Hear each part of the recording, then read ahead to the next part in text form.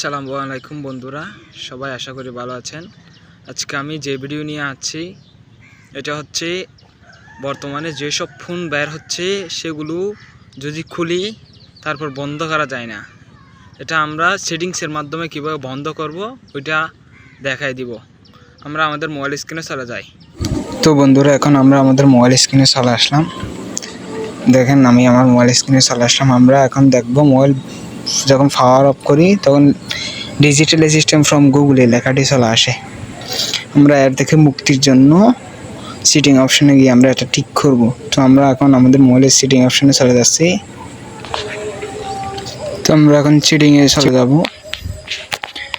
দেখবেন আমরা এখন সিটিংয়ের চলে আসি। তো একটু নিচের দিকে স্ক্রল করবেন। স্ক্রল করার পর দেখবেন অ্যাক্সেসিবিলিটি নামে একটা অপশান আছে। আমি দেখাই দিচ্ছি।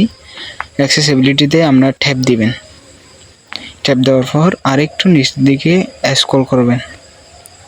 স্ক্রল করার পর দেখবেন পাওয়ার বাটন নামে একটা অপশান আছে, ওইখানে চলে গেলাম। আসার পর power face and hold the power, ওইখানে ট্যাপ দিবেন। ট্যাপ দেওয়ার পর ডিজিটাল অ্যাসিস্ট্যান্ট সিটিং করে থাকবে আপনারা ডিজিটাল অ্যাসিস্ট্যান্ট থেকে পাওয়ার মেনু সিলেক্টেড করে দেবেন।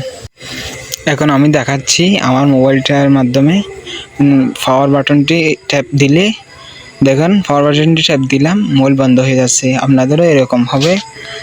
সবাই ভালো থাকবেন, সুস্থ থাকবেন। আমার চ্যানেলটি সবাই সাবস্ক্রাইব করে দিবেন।